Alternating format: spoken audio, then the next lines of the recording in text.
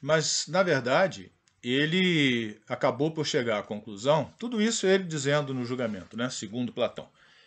Ele chegou à conclusão que o Deus queria encarregá-lo de uma missão. Ao dizer aquilo para o amigo dele chamado Querefonte, o Deus quis encarregá-lo a ele, Sócrates, de uma missão. A cidade de Atenas era a cidade mais poderosa do Mediterrâneo naquela época. Atenas, praticamente, embora berço da democracia e se apresentasse como defensora das liberdades, etc., na verdade, Atenas praticamente tinha construído um império ali no norte do Mediterrâneo. Mas então a cidade enriqueceu, ficou poderosa, e diz Sócrates, ficou como um cavalo de raça muito bem tratado e que, por ser tão bem tratado, engordou, né? Ficou fora de forma. Eu sou como se fosse a mosca que fica atazanando o cavalo, né? Obrigando a correr, a se movimentar. Na cidade de Atenas, as pessoas não sabiam por que faziam o que faziam. Então, Sócrates entendeu que o Deus o encarregava da missão de expor isso, de fazer com que isso ficasse evidente, essa ignorância das pessoas com relação àquilo que elas mesmas estavam fazendo. Por que deveria Sócrates fazer isso? E por que isso era importante de ser feito? Porque a cidade estava em decadência, sendo assim, né? Para que as coisas fossem bem feitas, era preciso que as pessoas soubessem por que estavam fazendo as coisas, que o juiz de fato soubesse o que era a justiça, né? Que a coragem fosse exercida como coragem de fato e não como mera audácia, né? Enfim, há uma diferença, né, entre a mera audácia, entre o impulso e a coragem, né? Coragem às vezes requer que você recue, né? E a audácia não conhece recuo, enfim. Então era preciso que as pessoas primeiro que tomassem conhecimento da própria ignorância, primeira coisa. Porque quando você acha que sabe alguma coisa, você não vai procurar saber. Você já sabe, não é? Então era preciso que as pessoas tomassem conhecimento da própria ignorância e então buscassem saber, para que as coisas fossem feitas da maneira correta, como elas deveriam ser feitas, né? Sócrates, no julgamento, segundo Platão, ele conversa com os próprios acusadores. Ele foi acusado por três indivíduos, Anito, Meleto e Lícon, né? Então, moradores, pessoas, enfim, de algum renome na cidade, mas um poeta, Lícon era poeta, né? Ele foi acusado e ele conversa no julgamento com os acusadores. E na conversa, segundo a apologia de Platão, também fica evidente que as acusações eram falsas, que o Meleto, por exemplo, mal sabia. Meleto, se você diz que eu corrompo os jovens, digo, isso mesmo, você corrompe. Tá bom, então quem é que faz bem para os jovens? Quem é que educa os jovens? Os juízes, mas só os juízes, os políticos? Não, os políticos também. Então, mas as outras pessoas de importância também não educam? Sim, claro, todos. Quer dizer, Meleto, que todos esses que estão aqui presentes agora, por exemplo, são educadores, esses fazem bem para os jovens. E só eu que os corrompo. Isso é possível acreditar nisso, que tantos são educadores e apenas um é o que acontece normalmente? Ou como em qualquer atividade, poucos são aqueles que sabem como fazer, seja numa carpintaria, ou seja ferreiros ou coisas assim, médicos, né? Educadores também, não serão poucos aqueles que detêm o saber? Né? Então, nessa conversa, Sócrates tornou evidente que os acusadores falavam de coisas que não sabiam o que estavam fazendo. Abre parênteses. Na verdade, a interpretação dos historiadores é que o julgamento de Sócrates se deu muito mais por motivos políticos, né? Isso não é declarado por Platão, mas é a interpretação que se faz, porque poucos anos antes, em 405, ficou clara a derrota de Atenas frente a Esparta, na Guerra do Peloponeso, né, que foi uma série de conflitos entre 430 e 405 a.C. E Atenas perdeu por fim, perdeu essa guerra, e Esparta colocou no poder em Atenas os 30 tiranos, né? 30 homens encarregados de governar a cidade. E alguns deles atenienses, traidores, foram considerados traidores depois. E dentre esses atenienses traidores, alguns amigos de Sócrates, conhecidos dele.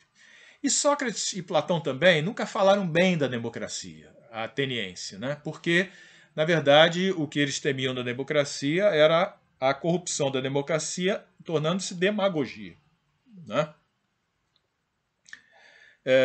Então, em 399, os tiranos já não estavam no poder, tinham sido derrubados e a democracia tinha sido instalada novamente.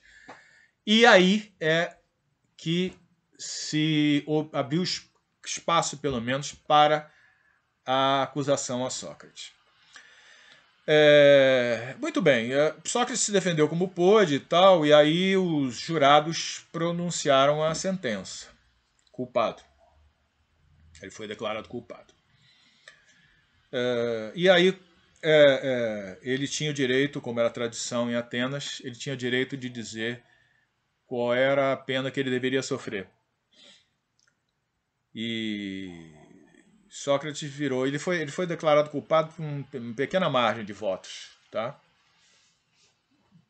Com uma pequena maioria que o julgou culpado. Ele disse assim, ele respondeu, quando perguntaram qual é a pena que você deve sofrer, ele podia dizer o exílio, ou pagar uma multa, ou fazer, sei lá, trabalhos sociais, qualquer coisa do tipo. Aí ele respondeu assim, qual é a pena que eu devo sofrer por parte da cidade de Atenas? Essa cidade que eu defendi em guerras, consta que ele tinha sido corajoso em guerras, quando jovem, naturalmente, que aí ele já está com 70 anos de idade. Em 399 já está com 70 anos de idade. Então ele diz, que pena eu devo sofrer dessa cidade que eu defendi em guerras, cujo bem eu sempre procurei, onde eu nasci, cidade onde eu nasci e eu vivi a vida inteira? Qual é a pena que eu devo sofrer? Ora, eu devo ser, às expensas do Estado, nutrido no Pritaneu. Pritaneu era um lugar onde as pessoas ilustres, os visitantes de outras cidades, políticos, os governantes, eram alimentados de graça. Tá? É um lugar onde essas pessoas recebiam alimentação de graça. E o que Sócrates diz, então, é que a pena que ele deveria sofrer por parte, o castigo que ele deveria sofrer por parte da cidade de Atenas, é ser alimentado de graça até o fim de seus dias. Vou dar uma opinião a vocês aqui, temerária. Essa é a maior frase da história da filosofia, na minha opinião, na minha humilde opinião.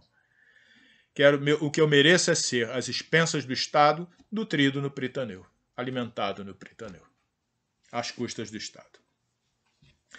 Depois que ele deu essa resposta, aquela pequena margem aumentou significativamente, né, porque acharam que ele estava debochando, e de certo modo estava um pouco mesmo, né, me parece. E aí ele foi condenado à morte. Né. E aí ele não pôde ser executado de imediato, porque estava no dia seguinte, ou nesse dia, partia de Atenas para Creta um navio levando 7 moças e 7 rapazes. E esse navio ia para Creta e voltava, para lembrar o tempo em que Atenas era obrigada a fazer isso para que esses jovens, 14 jovens, fossem sacrificados no labirinto do Minotauro. Né? Porque Atenas tinha perdido uma guerra com Creta e o rei Minos tinha condenado Atenas a pagar esse tributo. 14 jovens todo ano, 7 moços, 7 rapazes, seriam levados de Atenas até Creta para serem sacrificados no labirinto do Minotauro, do monstro, com corpo de homem e cabeça de touro, que devorava as pessoas. Enfim. E o herói Teseu, ateniense Teseu, com a ajuda da filha de Minos, eu creio, né, Ariadne, conseguiu entrar no... Ele foi junto com os jovens, ele conseguiu entrar no labirinto e matou o Minotauro. Mas para lembrar esse fato, o, o navio ia e voltava todo ano.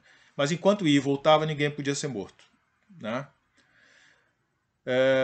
Por fim, o navio voltou e Sócrates bebeu cicuta, que é um veneno que vai paralisando a musculatura, etc. Todas as oportunidades foram dadas a ele para fugir, ele não aceitou nenhuma. Né? Os amigos insistiram, vamos embora, não vou, eu estou com 70 anos de idade, eu vou fazer o quê? Eu vou fugir, vou para outra cidade, vou fazer a mesma coisa lá, a história vai se repetir. Nietzsche, o alemão Friedrich Nietzsche, diz que Sócrates queria morrer. Né? Na verdade, a vida tinha mais sido um castigo para Sócrates, é a interpretação que Nietzsche dá do platonismo em geral. Né? Platonismo que tem raiz no socratismo. Né? Eu, francamente, acho que o sujeito aos 70 anos de idade tem o direito de escolher se deve viver ou não, não é? E em que condições deve viver e em que condições deve morrer.